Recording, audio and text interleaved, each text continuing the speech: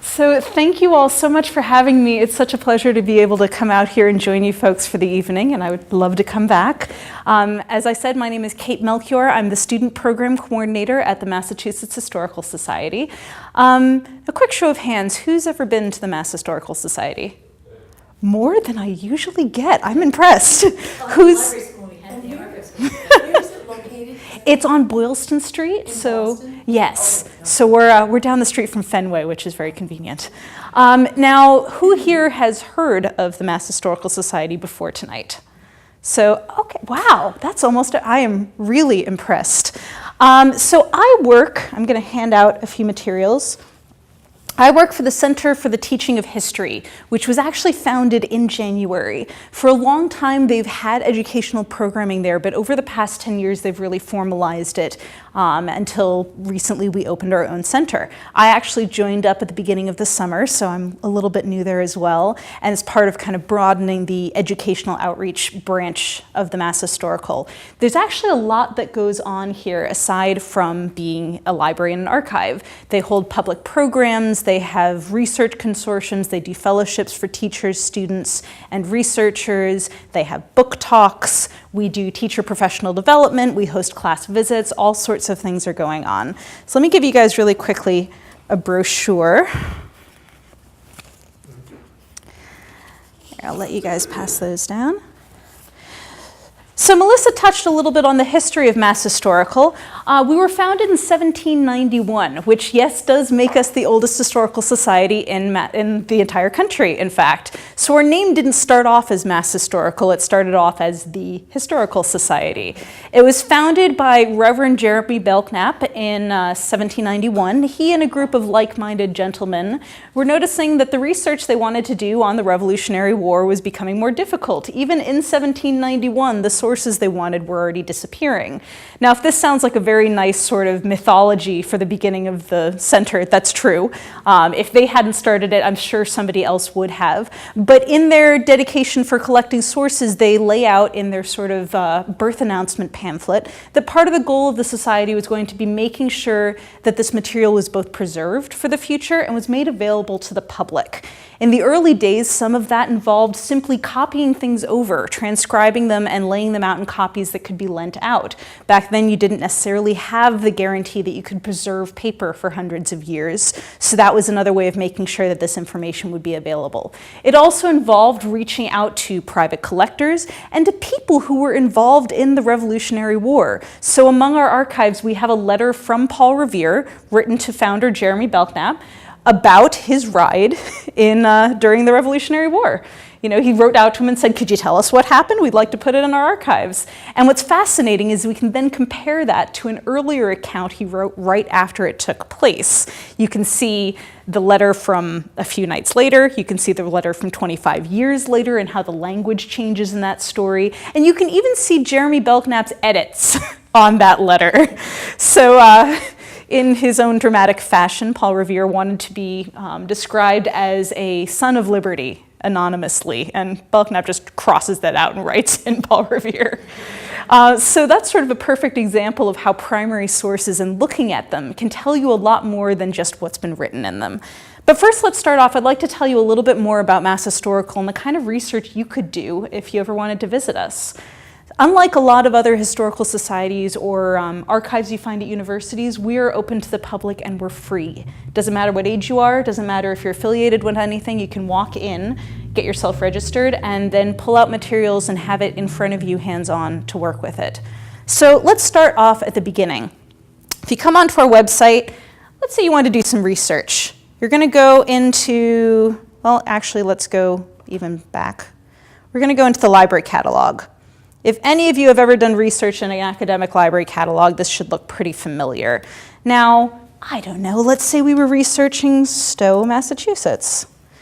Now just for this, since I have actually done this before and noticed it doesn't pop up in the subject headings, I'm going to do a little thing that you're not supposed to do, and I'm going to search for this as keyword anywhere. Generally, that's not the most effective way to search. If you want to come and find a seat, feel free. But I knew ahead of time that it would save us some trouble. So just off of that, we've got the 1830 plan of Stowe. We've got records on microform. Microform is a really effective way of preserving materials through time. It's pretty much indestructible, so it's a nice way before we had some of these digital archive materials to have things and make sure that they could be used for a long time, especially if they're things we look at quite often. So you'll notice that a lot of the really valuable or rare materials in our collection we'll have on microfilm to make sure that they won't get damaged if they're pulled out a lot. Now, so we've got the 250th anniversary of the town, but let's take a look at the plan of Stowe. You go in here, you'll see it's got a bit more detail, it's got the shape, it's got other subject headings. Maybe we'd want to click on Stowe, Mass and see if there are other maps available, property in Stowe. And then let's say we wanted to request this. And it's going to take you over here. Now, since you haven't registered, this isn't going to do you much good. So this is the next thing that you'd want to do. You would go over to Portal and create your own ID. Now, normally to do that, you would click here, you'd put in your basic information, and you can create an account and immediately start reserving things. I'm going to show you mine. There we go.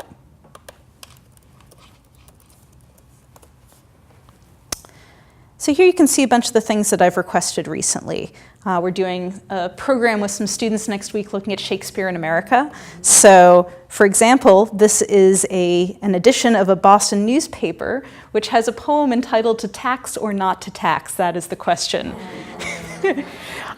So this is also really nice if you're doing research because it will keep a record of everything that you're interested in reviewing, everything you've requested in the past, and anything that you've got reserved and waiting for you at the library. So if you have to do a bibliography later, this is really handy. Now, these are kind of awaiting activity processing because I've got that coming up, but let's click on this one real quick. You'll notice in this one here it says it's stored off-site. We have in our collections about 13 million pages of material.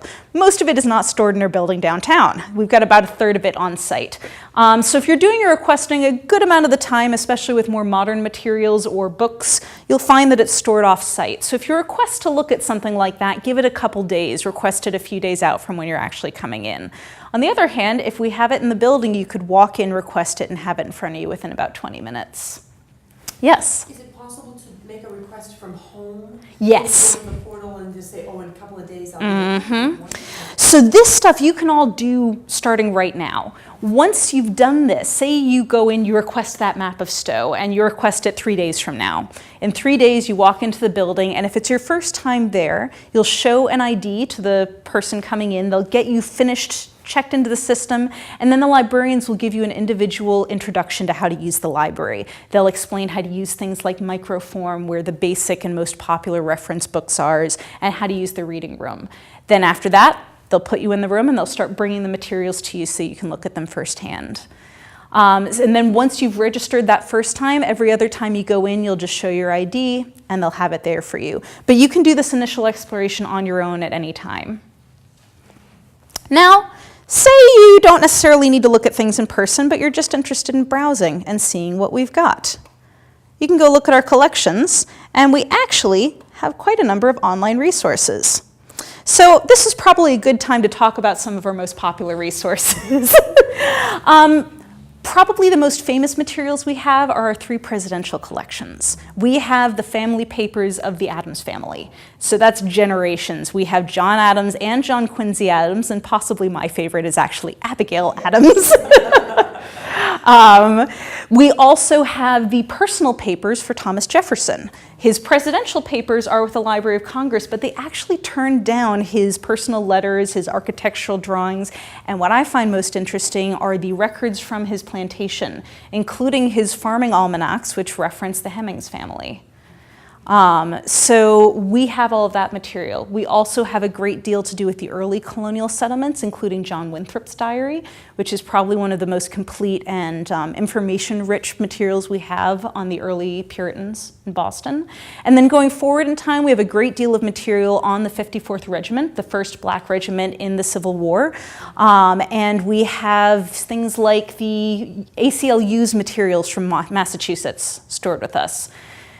Starting off, in those early days, we collected for the entire country. As more and more historical sites start to pop up, that's when we become the Massachusetts Archive, and we collect more for Massachusetts or for New England. So you'll see that as we get into 20th and 21st century. Any questions so far? Yeah? Once you've cataloged something into your collection, in the case of, you're saying it started off not being the Massachusetts Historical Society, Yep. if something else popped up, did you de-acquisition materials to them ever? Not as far as I know. I'm sure that there are instances where they have deacquisitioned materials, but I think for the most part, we've just shifted our collecting focus. So it's not necessarily getting rid of things we had previously. That first Republic era, we have things for the entirety of the colonies, which then became the states. It's only that the focus of what we were looking to try and gather together changes and becomes more focused over time. So let's take a look at some of the things that we could find online. And, let's go to this one. This is always a really useful one. The coming of the American Revolution. If you want to go in here, we've got sort of a timeline, and we've made a narrative that is then collected and connected with all of these different supporting documents we have. So we're looking at the Sugar Act. Our trade is most grievously embarrassed. And you can see here, we have some questions that teachers could use. We have a focus in here, and let's say we want to look at the large transcription. You can see a really great digital copy. You can also see the transcription that's been made of that copy. So this can be really useful with students, especially if they're trying to parse their way through that cursive that existed before.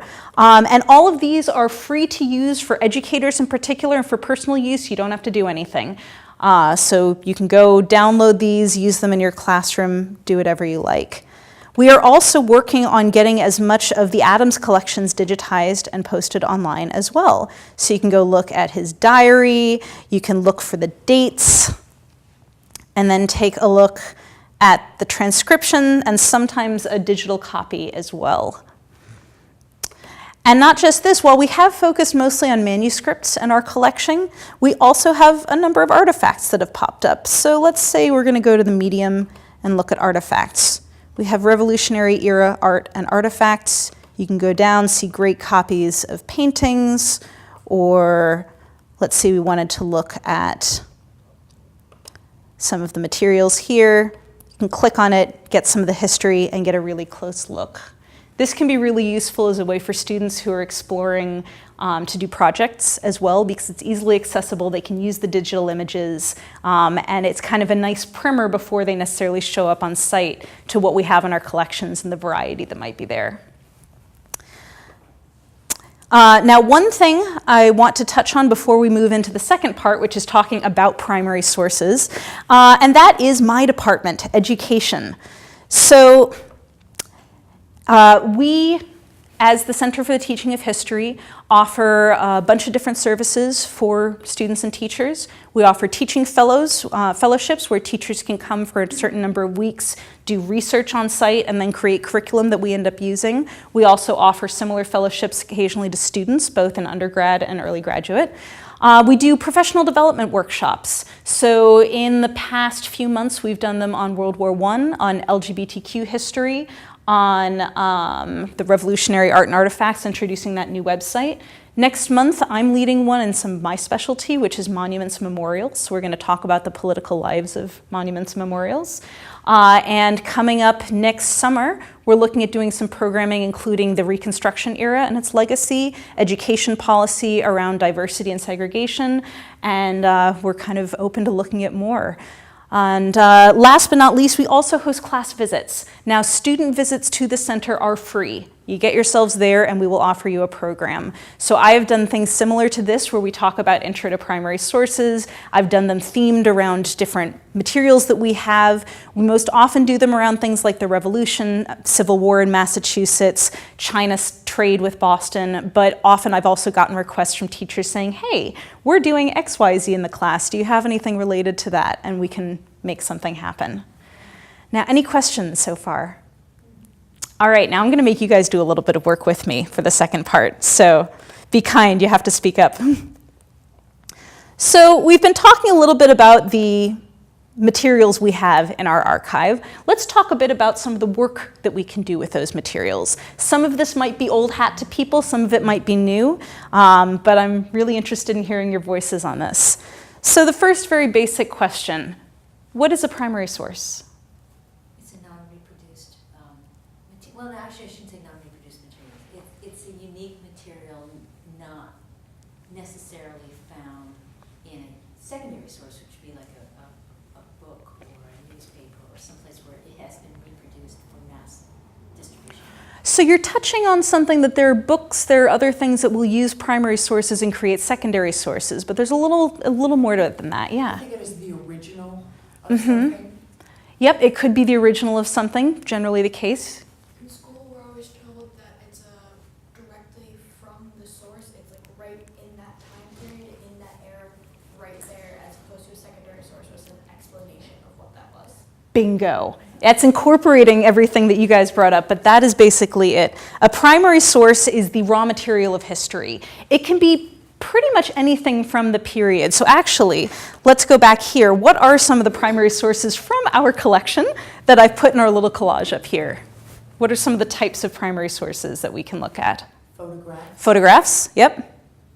Maps. Letters, maps. Artifacts. Artifacts. We've got our little pistol here. I think that's Paul Revere's pistol. Posters. Now let's say we were looking at primary sources from 2017. What are some things that we might not necessarily have here, but that if we were talking about 2017, we'd want to take in consideration? Can you use digital materials? Primary sources? Yes, it can.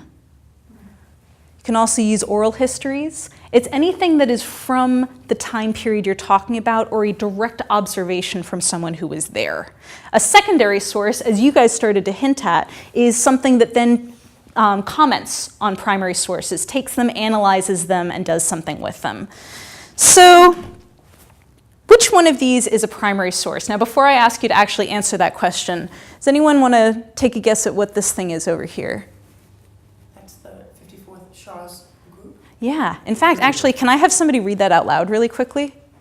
Can you read it on the screen? To colored men, 4th Regiment, Massachusetts Volunteers, African descent, 100 bounty, at the expiration of the Terms of service. It's tiny. pay $13 a month, state aid to families, recruiting office. Great. I'll stop you there. So based on what you were just reading, what is this to do with the 54th Regiment? What's the purpose of this document? Recruitment. Exactly. This is a recruitment poster from during the time of the Civil War. Now, raise your hand if you've seen this film. So somebody tell me a little bit about this film. What time is it set during? Civil War. We've got, Clark Gable, Vivian Leigh. I have to confess, I found this book dreadfully boring. But so... Charlotte, I don't give a damn. You didn't want to see the So which of these would be a primary source? Both. Both. Interesting. Why would both of them be a primary source? Well, the 54th is a recruitment from the Civil War. That one with the wind is from 1939. All right. So anyone disagree? Anyone say that one or the other would be? Neither. Neither? Why neither? Well, one is an advertisement for a movie. Mm-hmm. The one on the left is someone putting up a poster, but it's not observing something. It's not, it's just, again, an advertising. Yeah. So I hate to say it, but the group is correct. This is the first time that the majority has figured this one out. So it doesn't necessarily have to be an observation of something to be a primary source. It just has to be an article from that period of history. But what most people get tripped up on is they think that this wouldn't be a primary source because it's a movie. And if you're studying the Civil War, you'd be right. This would be a terrible primary source to use if you're writing a paper on Massachusetts in the Civil War. Your teacher would probably laugh at you. But if you were doing research on the 1930s, on the Great Depression, on film history, or in my specialty, which is memory of past events, if you're looking at social memory of the Civil War, this would be a good primary source. So basically anything can be a primary source depending on the questions that you're asking of it. Does that make sense? So let's talk a little bit about some of those questions that we can ask about a primary source. One of the first things you might want to do is to identify what is the primary source. And sometimes that's easy, and sometimes that can be more difficult, especially you want to sort of come at this like a scientist and be able to defend why you figured out what it is. So let's look at this thing. What do we think this is? A note of $5 or something? It's a banknote. It's a banknote. Why do we think it's a banknote? Says it. Says it. The Howard Banking Company. There you go. You've got the Howard Banking Company. Seems like it might be a banknote. It's also fairly similar to something we probably, hopefully, have in our pockets, right? But you're going to want to go through those steps. Can you verify it's a banknote? What if it just looks like a banknote? How do we know it's not monopoly money? And as you get further back in the past, it may not resemble something that we're as familiar with anymore. You might have to do a bit more digging to be able to prove it is what you think it is. This one's actually kind of fun. It's hard to see on the screen, but this particular banknote has Santa Claus and his reindeer on it. In the earlier days before it was standardized, banks actually had the power to create their own private notes. So you see all sorts of interesting things popping up. The next thing is especially useful if you're looking at material culture. What was the function of it? How was it used? And by looking at the item, can you figure out what it would feel like to use it? So this is another case where actually comparing it to what we have today can be really useful. If you just found this thing and weren't sure what it was, but you thought about the similarity to the things that we have in our kitchen, we might be able to figure out more about its function. Then by looking at it, can you figure out how you would hold it? What kind of force would you need to use it? Is it delicate enough to do small tool work, or would you use it in a chopping motion on something larger? Those are all questions that you can ask to try and figure out more context for the material. Speaking of context, this is one of my favorites. We want to look at when and where something was made, what's different about the time, what's the same, and what else was going on during the period. So, has anyone here ever read the letter Remember the Ladies? Does this ring a bell for anyone? Does anyone recognize this lady down here? My favorite lady. It's Abigail Adams. And in the period leading up to the Declaration of Independence, as her husband John Adams is working on it, and I should say, by the way, that John and Abigail Adams are favorites of historians because they were separated for a lot of their relationship, which was a bummer for them because they really were in love with each other. But it's good for us because they wrote lots of letters, and we have those letters. So as he's working to try and kind of figure out the language of this text, she says, remember the ladies. Men would be tyrants if they could. Remember the ladies in your dealings here. So what was life like for women in the 1770s, in the lead up to the Declaration of Independence? I would say restrictive. In what ways? Well, somewhat controlled. Normally, well, Abigail Adams was certainly contrary to this. She was very independent, very self-minded in terms of her work. But I think generally they were supposed to be taken care of. Or if you did not marry, there were certain livelihoods that you would follow. Yeah, so what would your life choices be? What are some of the things that might be different from today? You probably, well, most got married. Most were married. You would mostly be expected to be married. You might have difficulty supporting yourself if you weren't married. Would expect to have children. Might be expected to have children, yep. What are some of the things you couldn't do? You couldn't Vote. own property. Couldn't own property unless you were very lucky. Couldn't vote. Your dowry went to the husband's family, or to the husband, not to you. Yep. And then, so we've got a very different situation. Now, this is also talking about a fairly well-off white woman. So there are ideas around things like labor and rights that people have. But remember that if we talk about a woman of color, she might be expected to work in ways that a white woman would not be expected to. So there will be similarities and differences, and you want to make sure that you're looking closely at the experience of the entire group and not just one small sect of the group. But yes, this is basically the context for a woman back then. What about the context of the time period? What's going on in Massachusetts when she's writing this letter? It's pretty fractured. Right? Yeah. You've got a lot of people debating about what does it mean to be a citizen? What does it mean to be a group or a nation? Do we want to split? I mean, these are neighbor against neighbor. You've got people who've known your whole life all of a sudden hitting this political issue that you just can't agree on, which might sound rather familiar. You also have the language of political rights floating around. People, women are picking up on this. There are people of color writing petitions to the National Senate saying, hey, if we're talking about free rights and the right to happiness, shouldn't this apply to us? You've got kind of white property owning men who are saying that the Stamp Act is equivalent to slavery. Some other people saying, hey, wait a second. So this is the context in which she writes Remember the Ladies. So if you're going to analyze something like this document and you don't take into account all of that other stuff floating around when she wrote this, you're going to miss a lot. Does that make sense? Probably preaching to the crowd to some extent. The next thing I want to touch on is information. What factual information is conveyed by the source, and what opinions or propaganda or biases, ideas can we pick up on? So this is something we have in our collection from World War I, and it is a Boy Scouts of America Liberty Bonds poster.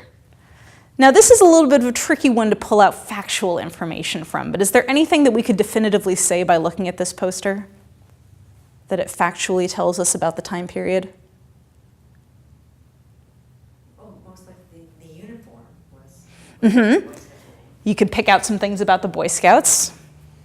This is a little tricky, so I'll add in a little bit. You could pull out that they're advertising for Liberty loans, that they're on the third one. It tells us a bit about the advertising that's going on, the time period it's in. And then you could start to get into the styles of propaganda that are in here. So any of the imagery that strikes you, the fact that we've got Liberty up here as a woman, the fact that we're recalling the Statue of Liberty. So it's telling you what the government is trying to convince people about this fight, about the reasons for going into World War I. It's also trying to tell you things about your own identity. If you buy bonds, you'll be like these people. This is who we want to be. So this could be a really useful tool for looking at ideals about citizenship and patriotism during the First World War. It's not as relevant here, but a lot of the time you're also going to want to look at what a document doesn't say. If you've got a document that is interviewing several people after an event, but not people from another group. If there's an event that you know was happening in the background, but it's not brought up in someone's diary, why is that the case? So looking for both what's there and what's not there can be really interesting with sources. Now, last but not least, and possibly my actual favorite, meaning. So, looking at this teapot, which we don't have in our collection, but it's too good not to put up here, what do we think we can tell about the owners of this teapot? Female? Could be female, why are you saying that? It seems very delicate. It's tea, Mm-hmm. and although I'm sure men don't drink tea, but it tends to be more of a in America at least. In America? Why in America? I think the English tended to drink more tea across the board. I think Americans tend to drink more coffee. In the early days, when they were British citizens, you had a bit of both, although we've definitely split since then. Let's state the obvious. What has this gotten it? It's basically a piece of political swag, you know? I mean, to put it bluntly. So we can probably read some things into their political leanings. You can also read in maybe something about their class, the fact that they have enough money that they can buy a teapot purely for a political slogan. Now let's take a step back from this. This is a pot for tea. What does that tell us about the society that made this? Leisure. Some leisure? Can you say more about that? I would assume that, it's not necessarily, you're not finding this in a slave's home. You're finding it in some home where there was a certain individual. So some disposable income that you could purchase something like this. When you're making tea, do you actually need a pot like this? You just need some hot water and some leaves, right? So if you really take a step far back and look at whatever artifact you're looking at, this tells us that we're in a society that not only drinks tea, but drinks tea regularly enough that you have a special pot to make it in. And not only do they make it regularly enough that you have the special pot, but that it's so ubiquitous that there are pots that have political slogans on them. There's this interesting phenomenon as chocolate starts to spread throughout the European colonies, where it starts off early on as something for the elite, and as it trickles its way through, you start to see these interesting little chocolate pots popping up. They're the same sort of thing as this. Again, it's another device purely for making one drink and one drink only. It's sort of like you think of those infomercials online, where it's like the peeler that will only peel one vegetable, but that you've got to have. So it starts to tell you something about the values of the community that has it.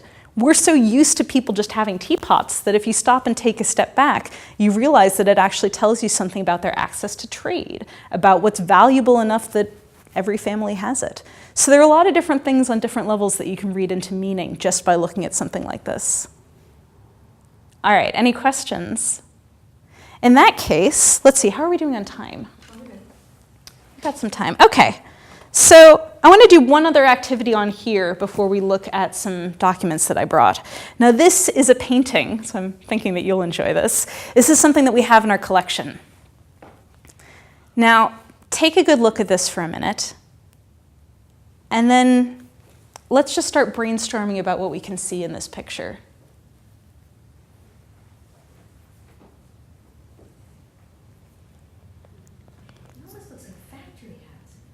What do you see that makes you say that? Oh, number one, you've got the smokestacks, Mhm. and then the uniformity of the housing across the street from the bigger building. There are kites flying, so obviously there's children around, so that's not, it doesn't look like army housing necessarily, for one reason. So one would assume that there are families. But at the same time, I'm just seeing kids, not as many adults, so. So we've brought up a couple of things, and really quickly let me check in with you. So you're pointing out we've got these smokestacks, which you're thinking might indicate a factory. You're also pointing out that we've got these buildings, and you're saying that they look quite uniform, and you're thinking they might be housing as well. Now, what's making you say kids? Well, the people depicted seem smaller, and then they're playing some sort of game with the kites up in the sky. All right, so we've got a couple of different things going on. Notice how we have to go back and kind of justify each of our ideas. So you're saying these little figures, they look shorter than some of the others. They might be kids. That's reinforced by the fact that they have kites, so you think they might be playing a game. And you're pointing out that we've got this interesting sort of landscape with a bunch of uniform buildings and also some smokestacks. So it might be some sort of factory, but also housing. Anything else that we're seeing? That's kind of a lot in one initial observation. Is that the Midwest, or I don't think it's New England with the mountains there. I'm wondering what the location. So you're pointing out that we've got mountains here in the background. It might tell us something about location, but My first thought is internment camp for the Japanese. so what's making you think that? Again, the kids, the uniformity of the huts, that the huts were cheaply made, quickly made, is out west. But the thing that throws me is the smokestacks. Is it a generating area for energy and heat? Yeah, It the looks like a kites, vessel off to the right. yeah, the kites threw me off too, because I was thinking the same thing at one point. Just finished a, It's the smokestacks that threw me off. All right, is there That's an internment camp. anything else people want to add that makes them think that it might be an internment camp? I Well, think now that they're I too see well that, dressed for the internment camp. I see the signature on the bottom left. It looks Right here? like a- You're one of the closest who could Yeah, possibly I- read it. It looks maybe like a Japanese name. Estelle Ishigo, 3:43, 7 p.m. 43, yeah. So let's keep going with this. It might be an internment camp. We're seeing some things with the name and with the date that might indicate that. Also, the location might make sense. What else can we see in this picture? I think there's some two well-to-do people, the adults on the right-hand side walking by. You looking at these ones? Actually, yeah, the one, two is up above, and then the younger people down in front of them. The woman in the red hat. Yeah. All right. The colors are very, you know, it's not a beautiful sunny day with the sunshine and all. So we're starting to look at some of the colors. We're starting to look at the figures, whether the clothing they're wearing is well off or not. It is least colorful. There's telephone poles or something, so it has to be after, the invention of telegram or telephone. Yeah, so we could initially say, why isn't this 1843 instead of 1943? That would place it pretty firmly in the 20th century. Anything else about kind of mood setting the people in this? Looks like winter. Looks like winter. What are you seeing that makes you say that? Well, the clouds, looks like a winterscape. Mm-hmm. Also, internment camps are out in the west, usually out where it was pretty nasty. Mm-hmm. Now again, keep in mind, we don't necessarily know this is an internment camp yet. It's a good educated guess, so we'll want to make sure that we find the things in here. Well, That that's would- what's helping with the theories, Yeah. how cold it looks. Well, you guys jumped to that faster than any other group I have had. So again, we say sort of with the context, what more can we learn? So I like to do this with students in particular, because you start off by saying, just by observing really, really closely, what are the things that we can figure out? And in fact, by observing it really closely, you guys were able to pinpoint exactly when this takes place. But you can start to figure out their buildings. Kind of looks industrial, but there are children. What's going on here? Then, once we get more information, we find out that it was painted by a woman who was in one of the internment camps. And you can learn about the internment camp and go back to this and say, how might this express her experience living there? Is there anything kind of incongruous? The fact that we can see people playing, but we can also see those telephone wires and we can see the buildings all looking the same. How could we use this, which is not necessarily a document, as a way to be a primary source about the experience of being in one of the camps? How in the world did you guys get this? Let's see, does it say on here how this one came? Because you have like all the acquisition. So this is part of the Coolidge and Dame family papers that came in. Yeah, so it says that Jean Coolidge worked with the YWCA to transfer Japanese American students from internment camps to colleges.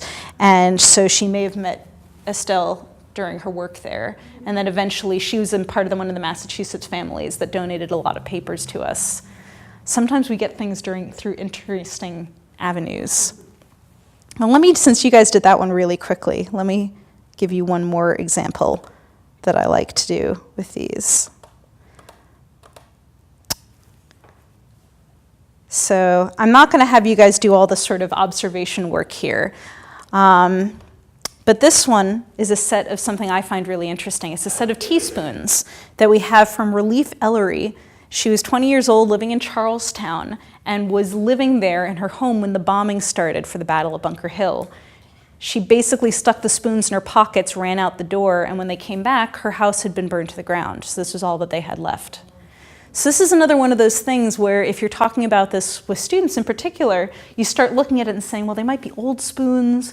Why do you think we kept them? Why did anyone bother to keep them? Well, what could they mean to someone? And then once you learn about this, it gives you this sort of personal connection to life next to the Charlestown bombing that's not part of the battle. It's part of just an average citizen's experience there. All right, so I'm going to stop doing PowerPoint for a little bit. And I'd like to let you guys take a look at some things. Now, unfortunately, I'm not able to actually bring any documents out into the world. I think my colleagues would kill me. But this is a facsimile that we have of one of my favorite things in the collection. Want to pass that down? Now, without opening this up, what do you guys think this is? It's a letter for her? Yeah. What's really fun about these is that we have letters that look very different these days, right? So when you come into the archive, you can often see these massive pieces of paper and then the fold lines where they were kind of bundled up into a little package. You don't want to spend extra money on an envelope. You know, you have to save paper. And then sometimes you can see even the writing that goes sideways as they kind of fold it and find more space to write. Now, this is not the worst cursive I've seen during my work. Does anyone read the title, the address at the top? Miss Adorable. Anyone want to be brave and try and read the first sentence, or should I take pity on you? Oh, take pity, please. I'm thinking out about 3 words. All right. On the same token that the bearer himself sat up with you last night, I hereby order you to give him as many kisses and as many hours of your company after 9 o'clock as he shall please. And then shall charge him to my account. This order or requisition, call it which you will, is in consideration of a familiar order that upon, oh gosh, I should know this better. For the time forward, I'm going to stop there while I'm ahead. This is the first letter that we have between John Adams and Abigail Adams. And look at that little flirt. He's calling her Miss Adorable, and he's talking in banking terms and saying, you owe me kisses to my account, and I am going to call upon that debt tomorrow at 9 o'clock. So this is one of those things which is just sort of a slice of life, and you get the sense of humor that people have back then. So if we were going to read closely into this, you could start looking at what are the terms of endearment, how do they address one another, what does courtship look like. You also just get a really personal glimpse into some very famous people. Now, Abigail was 19 when they got married, and he was 28, and we have their portraits in the Mass Historical Society. Is it typical for people to keep all their love letters in their experience? Not necessarily. They were very good about keeping their letters. You would get them disposed of sometimes. What you also find, which I find really interesting, is that people would also keep letter books where they would copy down not only the things they received, but the letters they sent. If you think about emails that we send back and forth, we have a record of what we sent someone, but if it takes 2 months for a letter to get to you and get back, you'll probably forget what you'd written about in the first place. And you'll often see references to the letter that you sent on July 22nd, or to the letter that then came, or I received 3 of your letters all at once because the postage must have been late. Which also gives you a glimpse into what life is like, that you could find out after having sent more letters that someone in your family has passed away or this big event has happened. There's always this uncertainty of never quite knowing in the same sort of time that we're used to now what's going on with your loved ones. On that note, I believe that the one time that I went to the Mass Historical Society, they were talking about the fact that because John and Abigail lived apart, at one point she had given birth and she'd sent him a letter, correct me if I'm wrong, she'd sent him a letter saying basically, by the time you get this, I will probably be dead. And that he didn't know for months if she was actually alive or not. She turned out she survived it, but this idea that one would say goodbye in a letter and the distance between was so long that the person could have been long dead by the time you actually found out. That could be the case. I hate to admit it, but I actually haven't seen that in a while, and it's been a while since I read David McCullough's book. I believe it, but I have seen, for example, the letter where she writes to inform him that his mother's passed away. And there was an interesting one I came across recently with 2 older gentlemen writing back and forth to each other in the colonial period. And they're basically saying, I'm too old to travel, so it's likely that I'm not going to see you again in person. But while I'm still around, and then goes off on all these philosophical arguments. So for another couple minutes, what I'd like to do is just give you a bit more of a taste of some of the things that we have in our archives. So I have facsimiles of a whole bunch of materials related to the Revolutionary War. In particular here, I've got a bunch related to the Boston Massacre, the non-importation, the Tea Acts, all that sort of thing. So I think I'll just sort of pass them around and let you take a look. And what's fun about these really is to look at some of the propaganda that you're seeing. So here, I'll give that to you. Let's see, I had a couple others that I'd reserved up here.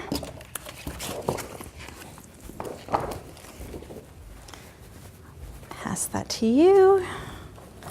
Let's see, I'll give you this dramatic poem. You can have, they really liked that coffin imagery. So let's see, what are some of the ones that we have? I actually held this one up here because I think this is really funny.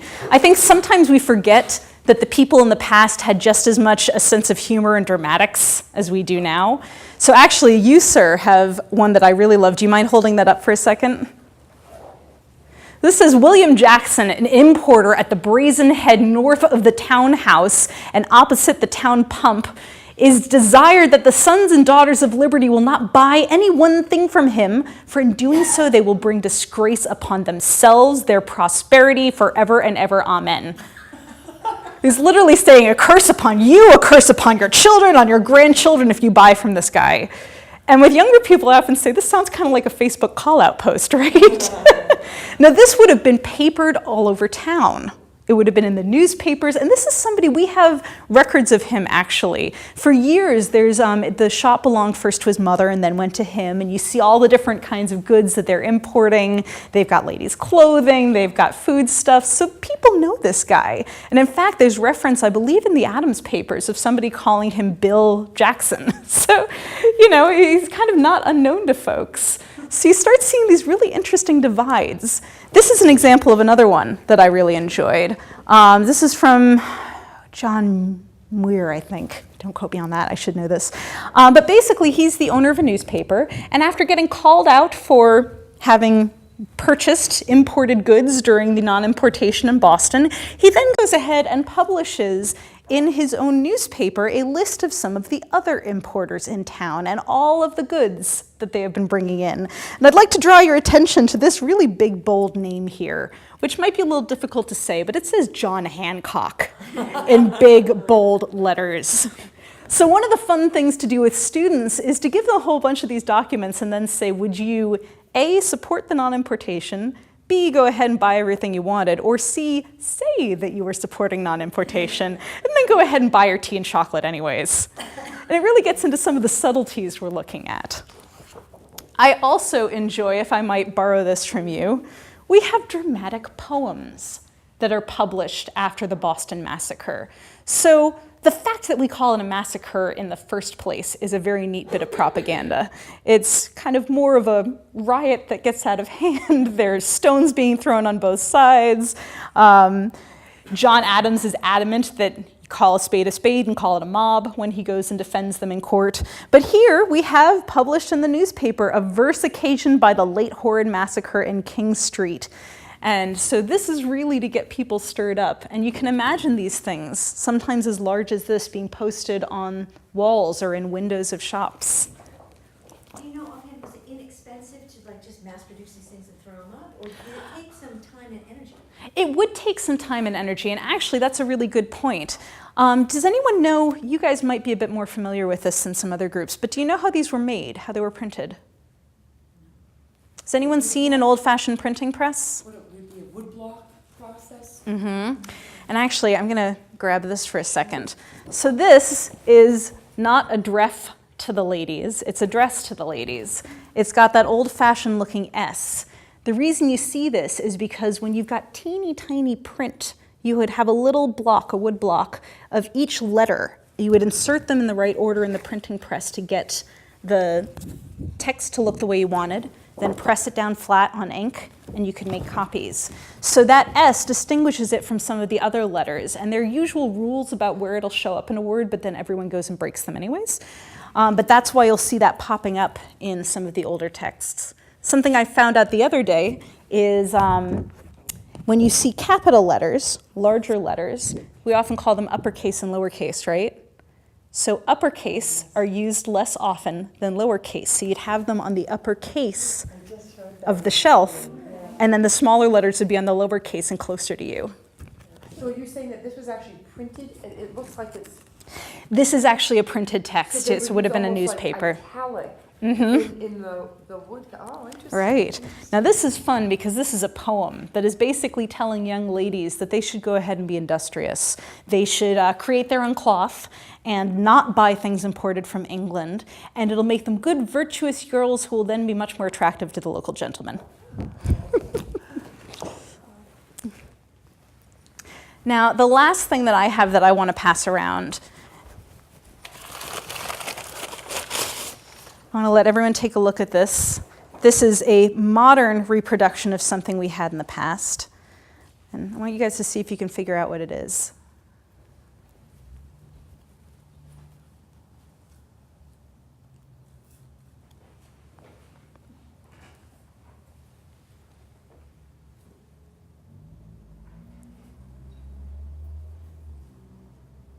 Give you a hint, take a smell. See what it smells like.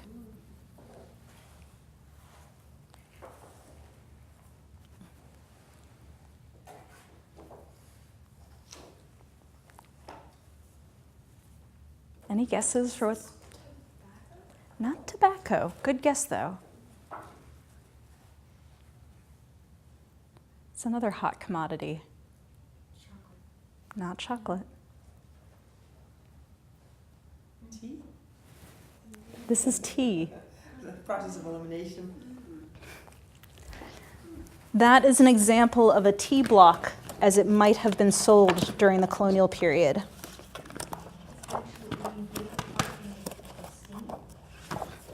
You would shave a bit of it off, and then you would rehydrate it. Leaves? Hmm? There would be leaves here? Yep, it's all been pressed in. And now this is something I actually got from the Old North Church where they sell these. The other thing I can tell you is that this is not what was dumped into the Boston Harbor. That was actual leaves. But seeing something like this, I think, is a sort of visceral reminder of how valuable tea was. So the equivalent today would be like dumping an entire shipload of iPods into the Boston Harbor. And for the last thing that I'll bring up from our collections, we have a jar in our collection of tea leaves that were collected from Dorchester the day after the Boston Tea Party. So you can see that people even then were figuring out that this was something you might want to get a souvenir from, right? All right, so I've talked a lot and I've made you guys talk a lot, but for the last few minutes I wanted to open this up to questions and see if there was anything I could answer about what we've talked about the MHS, about what I do. Are you still getting donations?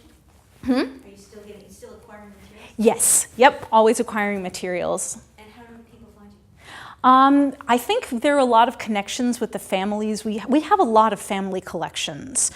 Sometimes we get things because they want to safeguard them with us. We have the preservation materials to keep it together and to keep it available for the public. We even have materials that aren't going to be available for outside researchers to look at for another 50 years or so. As one of my coworkers was saying recently, you might love to have your mother's diary preserved, but you also might not want to have people researching and publishing on it while you're still around. So he wrote his autobiography, but he said it's not going to be published for at least 100 years after Yeah. he died. So same sort of thing. Sometimes, occasionally, they will go and actually purchase items, but a lot of the time it's just sort of donated, and we either figure out if it'll fit into our collection and if we have the capacity for it. And we're also very close to the network of other Boston institutions, so we can, if we're not the right place for something, we'll know where to send you. That's my question. Yeah. So you have an acquisitions policy, so I would assume that if it doesn't fit into the mission Mhm. of the archive, you would ask the donor to move it on to another location. Yeah, and now this is one of those things where I would ask some of the people from our curatorial team to speak more to this. This is an area I'm less familiar with. But basically, yeah, you would kind of look at it, see if it fits, see if it's something that we can hold on to, and if not, we're very closely connected with a lot of the other institutions that might be more suitable. Yeah. What is the plan for digitizing material? You're finding that that's a really important piece and that your place is open to the public, which is fabulous, but there are people all over the world who could benefit from this. Are you finding that that's a major plan? You've got a long-term plan and a plan to digitize certain things? It is a priority, yes. And it's something, too, that, for example, if we get a grant, it will mean that we're able to work on a special collection and digitize it. So recently, actually, if I can pull this up from where it's gone to sleep, we just went live with some of the JQA collection, the John Quincy Adams. So we've been kind of getting funding. There are interested parties who would like to support the Adams papers being, let me see, I can't talk and find this at the same time. Let's see, we're going to look for online resources, subject, the Adams family, Diaries of John Quincy Adams. So this website actually went live very recently. And part of it is because this is the 250th anniversary of his birthday. We had a cake with JQA's face on it. So you can start to browse by volume. And then here, you can see he actually kept several different diaries from the age of 11 until the time that he passed away. So there are line-a-day diaries, there are longer-term entries, and then kind of middling memoranda. Some of them only have pictures of them, so there's the digitization and then the transcription, which are two different beasts. So yes, to answer your question, digitization is a priority and it's something we're working on. It also goes very slowly. Like I said, we've got over 13 million pages, not to mention the artifacts. So it will sort of depend on who's interested in what or what sort of projects or themes are coming up. You have a lot of European interest. There are people doing research in Europe or Asia who are accessing your... That's a good question. I actually don't know off the top of my head. I know the focus of the collection is American materials, but like I said, we have a very comprehensive set of materials on Boston and China trade. So I think it depends on sort of the angle that you approach our collections with. That being said, I don't know. It's just that the more Europeans who are studying or researching more about America, that your organization would be a wonderful resource for people. I know that we get a lot of people coming in through the universities in Boston who are doing researchers who come here to do fellowships on a particular topic. And I know that I've met people from a bunch of different places who've come through the doors. But that's a really good question. I don't know. Any other questions? Real quick, so you're free and open to the public. How do you get your funding? That's another one of those things where after being there for a short amount of time, I'm not sure I'm the best one to answer. We are a private institution. I know that we get funding from all sorts of different sources. I'm more familiar with the kind of grants we get through the education department. I think we do get it through cultural institutions. I think there is some state funding, but primarily it is a private institution. And you have a board of trustees? Yep. And do you know if there's an endowment? That again is something which I don't want to give you the wrong answer on. So we probably do, but I'm not entirely sure. So for example, the Worcester Antiquarian Society, Mm-hmm. do you have a connection with them? Do you work at all with them? I think they're supposedly one of the, also one of the I'm oldest sure that we have. archival groups.